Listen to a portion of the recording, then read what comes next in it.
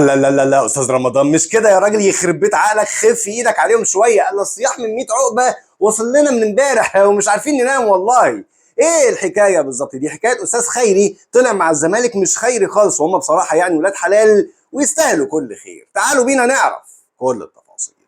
اهلا بيكم في حلقه جديده، والسلام عليكم ورحمه الله وبركاته. صباح سعيد، صباح شريف لجمهورنا العظيم ولعائلتنا الفخيمه. وكالعاده سؤالين وتصويتين في بدايه الحلقه. ان كانت في بعض الاخبار بتقول ان اشرف بن شرقي حزين لعدم مشاركته قدام فريق انتر ميامي، شايف ان الحزن ده منطقي جدا ولا غير مبرر؟ عدم يعني غير مبرر حزن اي لاعب لقرار فني خاص بالاداره الفنيه. والسؤال الثاني والاهم، بعد مباراه بورتو وبالميراس امبارح، انت مع ولا ضد موجه التشاؤم اللي طلعت وان النادي الاهلي بمستوى اللي قدمه بالميراس مع فريق بورتو، النادي الاهلي اصبح ملوش ليه اي حظوظ؟ يعني نسيب يا جماعه نيوجيرسي ونرجع على القاهره على طول ولا ايه؟ قول لي انت مع ولا ضد. اخبط عينك على عداد اللايكات، طمني عليك في التعليقات، ونبدا قبل اي حاجه ونقول بسم الله ونزيد النبي صلاه والعمل جاري على قدم وساق.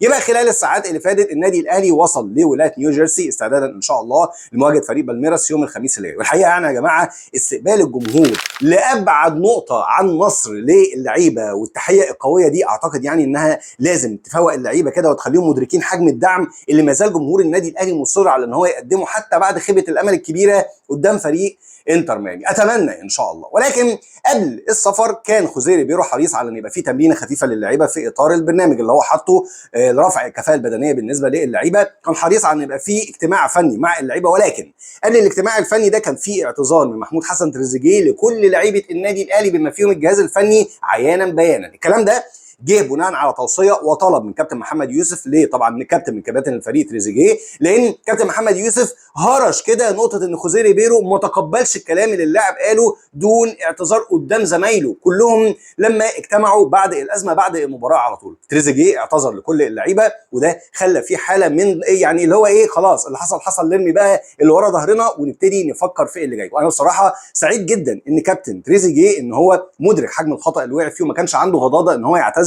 ويعترف بخطأه. ريبيرو اتكلم مع اللعيبه في حاجات كتيره جدا، وفي بعض الحاجات يمكن ما فيش حد اتكلم عنها على المستوى الفني. طبعا اتكلم في موضوع الفرص الكتيره اللي ضاعت، اتكلم في موضوع البطء في اتخاذ القرار وان في مواقف كتيره جدا كان ممكن يتم التعامل فيها بشكل افضل. طبعا نما على حسين الشحات في اللقطه الاخيره وشرحها من اولها لاخرها. مش كده وبس، من الحاجات اللي اتكلم فيها والناس ما اتكلمتش فيها ان حسين الشحات نفسه كان ليه بعض القرارات في كور تانية. اول لما نزل كان في لقطتين كانوا يعني هم يمكن كانوا بنفس الكونسبت بتاع الفرصه الاخيره بالظبط، ولكن ما كانتش بالشكل البشع بتاع فرصه اخر ثانيه دي. ولكن اتكلم فيها كان في لقطه فضل فيها حسين ان هو يسدد بدل ما يلعب لطاهر محمد طاهر في لقطه اول لما نزل. واللقطه اللي ما كنتش متخيل ان الراجل ممكن يتكلم فيها هو انه لم على تريزيجيه تاني بعد الاعتذار نقطه ان هو كان بيتابع ضربه الجزاء وتعجل في ان هو كانت وضعيته ما تسمحلوش ان هو يسدد الكره بشكل كويس. وعلى الرغم من كده الكره في الاعاده وعرضها على اللعيبه، زيزو كان جاي ورا تريزيجيه لان زيزو كان مترقب ودخل منطقه الجزاء لحظه التسديد عشان يتابع الكره،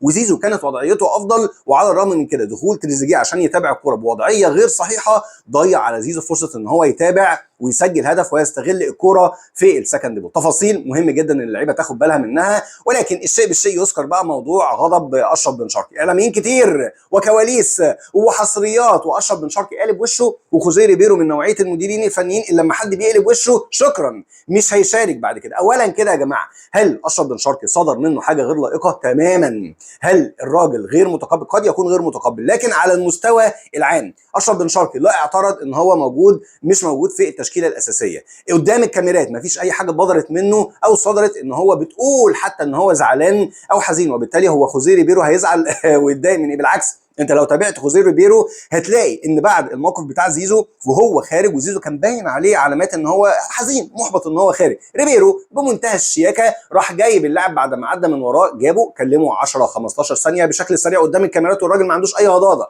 خلص الدنيا في 10 ثواني. زيزو راح قعد وتقبل الموضوع تماما. وفي فرق كبير جدا ما بين مدير فني لاعب طالع عمال بيشوح له وبنرفزه وسابه وراح قعد على الدكه وراح عشان يراضيه هو على الدكه، وما بين مدير فني قدر ان هو يتعامل مع الموضوع في 10 15 ثانيه، خلص الموضوع قبل ما يكون موضوع. جماعه اشرف بن شرقي ما فيش فيه اي مشكله ما بينه وما بين خوزيه ريبيرو، واتمنى يعني الاعلاميين اللي للاسف اهلاويه او لعيبه سابقه اهلاويه اهدوا شويه وبطلوا هبد الله يكرمكم عشان حتى يعني ايه الدنيا تبقى صافيه. بالعافيه. يمكن نعمل حاجات الماتش اللي جاي ان شاء الله تفرحنا كلنا. ولكن قبل ما نروح بقى لاشتعال المونديال امبارح واشتعال حظوظ النادي الاهلي، نتوقف مع فقره 5 ضحك وفرفشه اللي بتاتيكم من الجانب الابيض من المدينه النهارده بعنوان ايه يا غريمي تدوق يا غريمي. طيب قبل ما اقول لك ايه موضوع تدوق ده، تعالوا الاول نروح لعركه منصوبه من امبارح ما خلصتش لغايه دلوقتي. الكلام على مين؟ الكلام على الاعلامي خيري رمضان اللي طلع امبارح بيوجه كلام لوزير الشباب والرياضه السيد الدكتور اشرف صبحي. وحضرتك فين يا فندم؟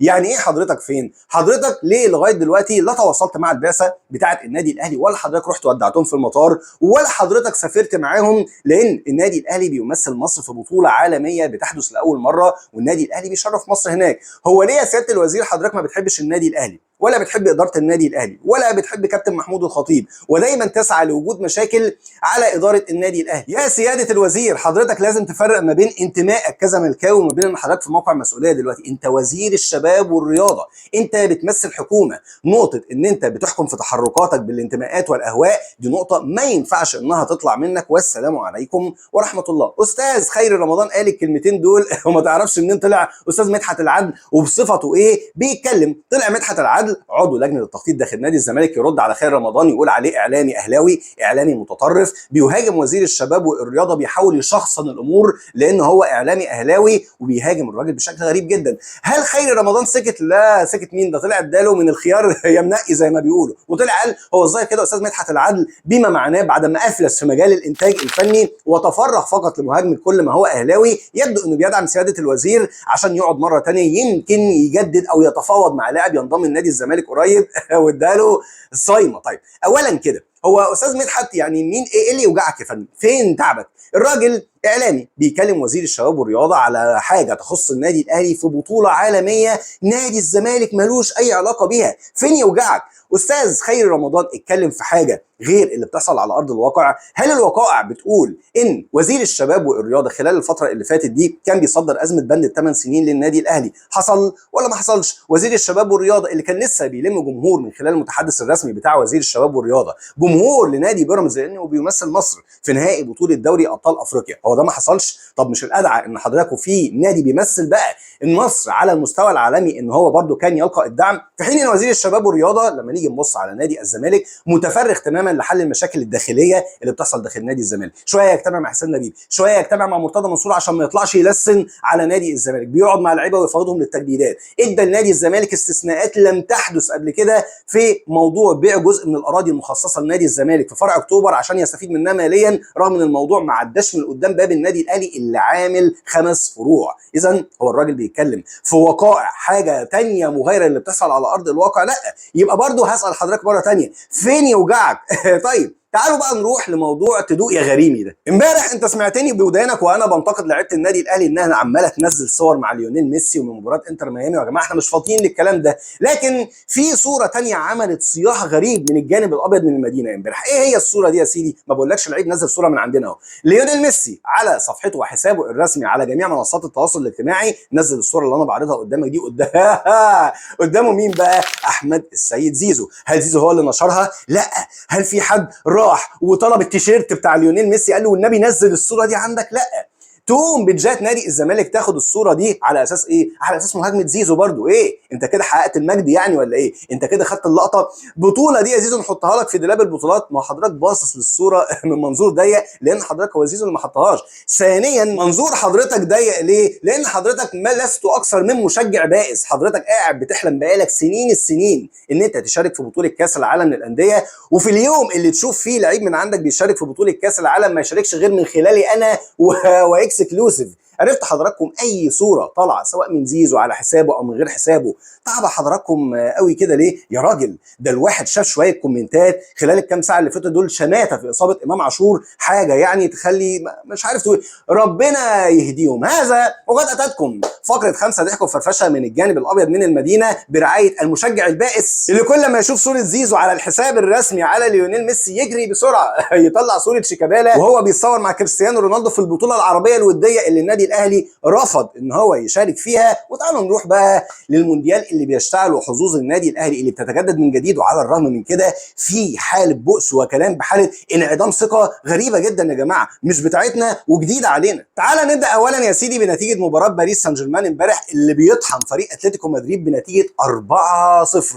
هو الغريب بس في الموضوع ان الناس كانت بتعنون المباراه برساله قويه للنادي الاهلي. اشمعنى للنادي الاهلي يا جماعه بجد والله؟ ليه مش شخصانين كل حاجه مع النادي الاهلي؟ باريس سان جيرمان هو المرشح الاول للفوز بالبطوله، هي رساله لكل فرق البطوله عموما مش للنادي الاهلي بس، لكن هم رابطينها يعني بين المتاهل الثاني من مجموعه النادي الاهلي هيلاعب باريس سان جيرمان، فبيحنيكوا لا مؤاخذه يعني ايه العناوين. باريس طبعا نتيجه كبيره جدا، مفاجاه لان فريق اتلتيكو مدريد مش فريق قليل يعني يا جماعه، ده ثالث الليجا الاسبانيه. ولكن بعيدا عن مباراه باريس سان جيرمان نيجي بقى للكلام اللي يخصنا حتى هذه اللحظه والاقرب، يعني مباراه بورتو وفريق بالميراس. والحقيقه ان انا كنت بتكلم معاك في المباراه دي امبارح الصبح وقلت لك ان رغم ان مواقع التحليلات والاحصاءات بتقول ان فريق بورتو هو صاحب الحظوظ الاكبر بما انه يعتبر طبعا فريق من القاره الاوروبيه، لكن قلت لك ايه؟ قلت لك المباراه متكافئه، وان المباراه فيها عناصر قوه كتيره جدا انا شايفها مع فريق بالميراس موازيه بالظبط نفس عناصر الخطوره ونفس عناصر الخبره مع فريق بورتو. والكلام اللي كنا بنقوله امبارح حصل بالعكس، ده يمكن فريق بالميراس كمان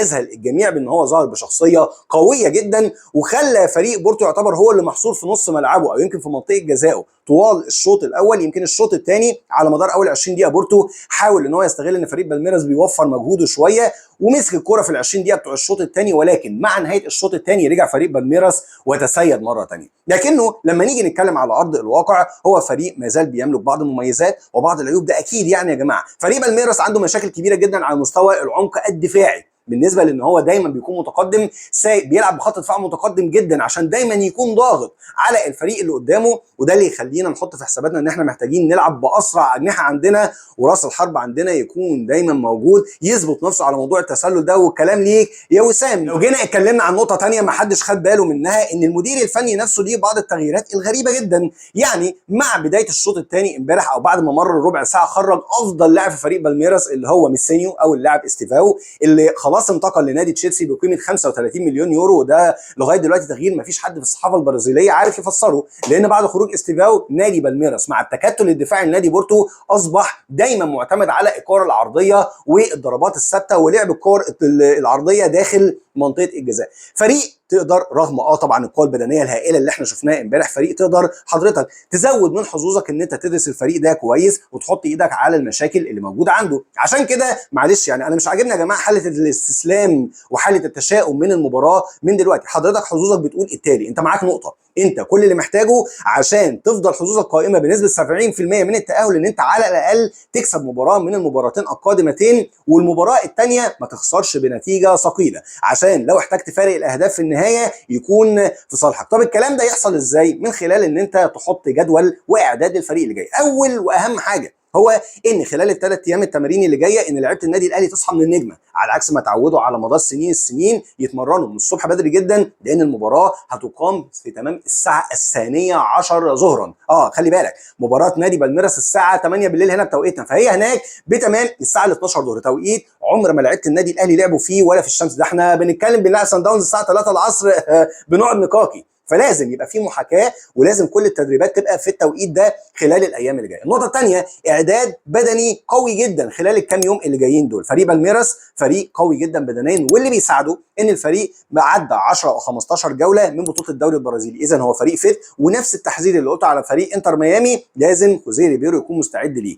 اتمنى ان خوزيه ريبيرو يدرس المباراه بشكل افضل من مباراه انتر ميامي، لانه واضح ان الراجل متاثر بعدم وجود اوبراين محلل الخصوم اللي كان يعتبر هو الاهم والقطعه الاهم بالنسبه لجهازه فريق اورلاندو بايرتس، وما قدرش ان هو يجيبه لان نقطه بسيطه جدا زي موضوع ان انت توزع المجهود بتاعك على مدار ال 90 دقيقه، وده ما عملناهوش قدام فريق انتر ميامي، ده اثر علينا بشكل كبير. والنقطه الاخيره والاهم، لا يفل الحديد الا الحديد. بمعنى ايه يا دوله؟ فريق بورتو فضل واقف على رجليه رغم ان هو كان الطرف الاقل في الهجوم امبارح قدام فريق بالميراس. ليه؟ لانه لاعب فريق بالميراس بنفس الخطه بتاعته. خلي بالك من حاجه مهمه جدا، فريق بورتو اصلا بالاساس خطته 4-3-3، فاجئ الكل امبارح انه لعب ب 3-4-3 نفس خطه فريق بالميراس عشان يفضل محتفظ بالثلاثي قلب الدفاع بدون زيادات هجوميه، يبقى عنده طرفين يرجعوا يساندوا يشكلوا خماسي قلب دفاع وقت ما يكون بالميراس مستحوذ على الكره، وده عمل صلابه قويه جدا لفريق بورتو في اوقات كتيره من المباراه على المستوى الدفاعي وترك هامش للهجوم. ولكن خلي بالك من حاجه مهمه جدا، خليني اقول لك ان احنا عندنا عناصر على مستوى السرعه في خط الهجوم افضل من فريق بورتو. بورتو ما قدرش يبادر فريق بالميراس امبارح لان فريق بورتو كل العناصر بتاعته على المستوى الهجومي تقال جدا في الحركه. يتقدمهم صامويل اوموروديون المهاجم الاسباني اللي هو راس الحربه الاساسي بتاعهم، هو بالاساس مهاجم محطه، والمهاجمين المحطه كل ما تبعدهم عن منطقه الجزاء لعدم سرعتهم خطورتهم بتقل. وده على عكس وسام ابو علي اللي شايفه ممكن يدينا ادفانتج كبيره جدا في مباراه بالميراس. نفكر واحده واحده ونحسبها ونتوكل. بلاش يا جماعه الله يكرمكم حاله التشاؤم اللي احنا عمالين بنتكلم بيها دي، لانها بالتاكيد وصل للعيبه اللي قاعده معانا على السوشيال ميديا. اللهم بلغت اللهم فاشهد. وبس يا رب تكون الحلقه عجبتكم. استاذنكم لا تنسوا الدعاء للوالد بالرحمه والمغفره، رحمه الله عليه هو وكل امواتنا جميعا، واشوفكم على خير في حلقه جديده بعد شويه ان شاء الله. شكرا لكم ودمتم بخير، والسلام عليكم ورحمه الله.